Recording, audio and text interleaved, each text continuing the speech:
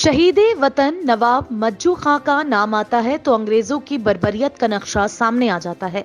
जिसने अंग्रेजों की आंखों में आंखें डालने की कोशिश की, अंग्रेजों ने उसको निस्तो नाबूद करने के लिए कोई हरबा ऐसा नहीं था जो इस्तेमाल न किया हो। जब मई 1857 में नवाब साहब अंग्रेजों को मुरादाबाद से निकालने में कामयाब हो गए तो अंग्रेजों ने अपनी शिकस्त का इस तरह बदला लिया कि नवाब साहब को बदनाम करने के लिए उन पर अपनी औरतों के साथ बदसलूकी करने के इल्जामात भी लगा दिए। हालांकि नवाब मज्जू खां खानदानी नवाब और मुरादाबाद के शासक थे। उनका पूरा नाम मजीउद्दीन खां उर्फ नवाब मज्जू खां था। उनके वालिद का नाम मोहम्मद दीन अहमद खां वल्द नवाब मोइनुद्दीन खां। नवाब मज्जू खां बेशुमार दौलत के साथ साथ तोपखाने के भी मालिक थे।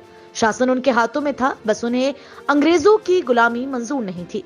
वह भी अगर जमीर फरोश होते तो रामपुर नवाब की तरह अपनी जिंदगी ऐश से गुजार लेते। चालाक ईस्ट इंडिया कंपनी अर्थात अंग्रेजों ने 10 नवंबर 1801 ईस्वी के एक मुलायदे की आड़ में लखनऊ के नवाब सादत अली खां से अवध का आधा इलाका छीन लिया। उस मुलायदे की रूह से जो जिले कंपनी को मिले उनमें रुहेलखंड का इलाका शामिल था। रुहेलखंड को 3 जिलों में बांट दिया गया। जिला बरेली, बदायूं और मुरादाबाद, जिसे इलाके का मुख्य स्थान करार दिया गया। 1801 ईस्वी में ईस्ट इंडिया कंपनी ने अपने जहरीले पंजे पूरी तरह मुरादाबाद की रूह में गड़ा दिए थे। 1802 में पहली बार मिस्टर डब्ल्यू लेसेस्टर नाम के अंग्रेज अफसर को यहाँ का पहला कलेक्टर बनाया गया। हालांकि ईस्ट इंडिया कंपनी के खिलाफ बगावत के झंडे बुलंद हो रहे थे और मुल्क अंग्रेज ईसाइयों से नफरत कर रहा था, लेकिन हर किसी की समझ में नहीं आ रहा था। हिंदुस्तानियों में आत्मविश्वास की कमी आ गई थी। फैसला करने की सलाहियत खत्म सी हो गई थी।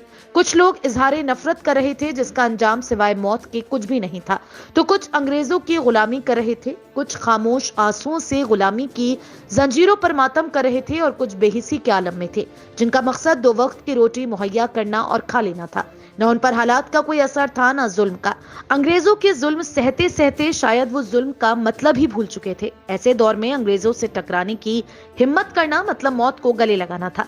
लेकिन मुरादाबाद को ये फख्र हासिल है कि यहाँ के कुछ जियालों ने सर से कफन बांध लिया और अंग्रेजों से अपने वतन को आजाद कराने के लिए मैदान जंग में कूद पड़े। 9 मई 1857 को आजादी की पहली एलानिया जंग शुरू हुई। 18 मई 1857 को अंग्रेजों ने रात के अंधेरे में आजादी के मतवालों पर हमला कर दिया और उनसे 10,000 रुपए भी लूट लिए। 19 मई 1857 को नवाब मज्जू खां के नेतृत्व में यह जंग योजनाबद्ध आरंभ हुई। इसमें 29वीं बटालियन भी शामिल हुई जिसका सामना अंग्रेजी कारिंदे नहीं कर सके। उधर वहाजुद्दीन उर्फ मौलवी मन्नू के नेतृत्व में इनकलाबियों ने जेल खाना तोड़ दिया। खौफ के मारे अंग्रेज जेलर डॉक्टर हैंसबरू जेल की छत पर छुपा रहा, जिसे क्रांतिकारी पकड़ लाए और जेल के दरवाजे के साथ बांधकर आग लगा दी। मगर जेलर वहां से किसी तरह भागने में कामयाब हो गया। उसने अपने आला अधिकारियों को इनकलाबियों के हालात बताए तो इनकलाबियों के हौसले सुनकर अंग्रेजों के पैर उखड़ गए और वो नैनीताल भाग गए। 3 जून 1857 तक सारा मुरादाबाद विदेशियों के वजूद से पाक हो चुका था। इस जवान मर्दी और बहादुरी की वजह से नवाब मज्जू खां को बादशाह बहादुर शाह जफर की ओर से मुरादाबाद की सनद हुकूमत लिख दी गई, जो जनरल बख्त खान के माध्यम से 18 जून 1857 को हजरत बहाउद्दीन फरीदी साहब रजबपुर में सौंपी गई। अंग्रेजों को अपनी यह हार बर्दाश्त नहीं हुई। उन्होंने मुरादाबाद पर आक्रमण की साजिशें शुरू कर दी और रामपुर नवाब यूसुफ खां अंग्रेजों का गुलाम और पिट्ठू था, जो नवाब मज्जू खां के खिलाफ साजिशें रचने लगा। 22 अप्रैल 1858 बहादुर शाह जफर के बेटे फिरोज शाह जब मुरादाबाद आए तो नवाब रामपुर ने मुरादाबाद पर आक्रमण कर दिया और मुरादाबाद की आवाम पर अंग्रेज सिपाही टूट पड़े और कत्लेआम करने लगे, जिसकी वजह से फिरोज शाह मुरादाबाद से बाहर निकल गए। 25 अप्रैल 1858 को सर कोक्राफ्ट विल्सन जज के मनहूस नेतृत्व में नवाब मज्जू खां साहब के एक नौकर की गद्दारी का सहारा लेकर 7 अंग्रेज सिपाही नवाब साहब के महल में दाखिल हुए और नवाब साहब पर हमला कर दिया। उनसे नवाब साहब बड़ी बहादुरी से अकेले लड़े और 7 को मार गिराया। बाद में बड़ी तादाद में फौज पहुंची और नवाब साहब पर हमला कर दिया, जहां नवाब साहब को गोली लग गई और वो शहीद हो गए। उनके महल में निर्माण के लिए चूना पड़ा था। उनके तड़पते हुए शरीर को उस चूने में डाल दिया गया और चूने पर पानी डलवा दिया गया, जिससे उनके जिस्म के चिथड़े उड़ गए और वहां मौजूद उन्हीं के हाथी के पांव से बंधवा कर गल शहीद पर हजरत रोशन मियां वाले कब्रिस्तान में फेंकवा दिया गया। उनकी लाश को दफन करने की भी इजाजत नहीं थी। जिन बाबा साहब ने उनका कफन दफन किया उनको भी फांसी पर चढ़ा दिया गया। इसी कब्रिस्तान के सामने उनका भी मजार शरीफ है जो गल शहीद बाबा के नाम से मशहूर है। गल शहीद का असली नाम गिल शहीद था। गिल का फारसी में मतलब होता है मिट्टी, इसलिए मुरादाबाद का ये मोहल्ला शहीदों की मिट्टी यानी गिल शहीद के नाम से मशहूर हुआ, जो वक्त के साथ गल शहीद हो गया, क्योंकि इसी जगह पर अंग्रेज आजादी के उन मतवालों को फांसी दिया करते थे जिन्होंने बहादुर शाह जफर के बेटे फिरोज शाह के सामने विदेशियों से देश को आजाद कराने की कसम खाई थी। 25 अप्रैल 1858 को नवाब मज्जू खां को शहीद करने के बाद चुन चुनकर इनकलाबियों का साथ देने वालों को पेड़ों पर लटका दिया गया। आज भी यहाँ उन पेड़ों में से बचा एक इमली का पेड़ बाकी है जिन पर नवाब मज्जू खां का साथ देने वालों को फांसी दी गई थी।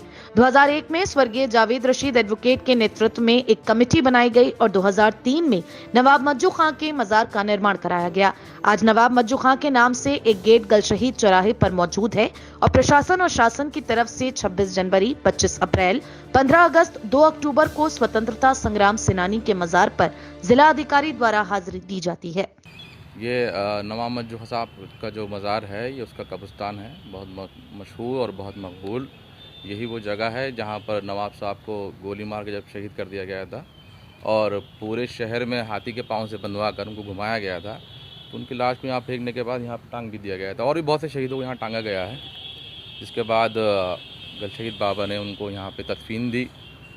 यहाँ उनका मज़ार है नवाब साहब का, जो 2003 में यहाँ बनाया गया था। ये जो इमली का पेड़ दिख रहा है ये कब से यहाँ पर?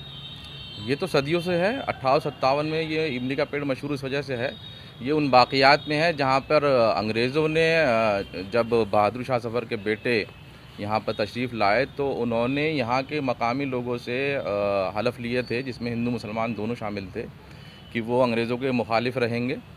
तो जब यहाँ पे अंग्रेज़ 25 अप्रैल 1858 को नवाब मज्जू खां को जब शहीद कर दिया गया और यहाँ पर अंग्रेज़ दोबारा काबिज़ हो गए नवाब रामपुर की मदद से, तो जिन लोगों ने वो कस्में खाई थी उन लोगों को ढूंढ ढूंढ कर उनको यहाँ पे तख्ता-ए-दार पे चढ़ाया गया।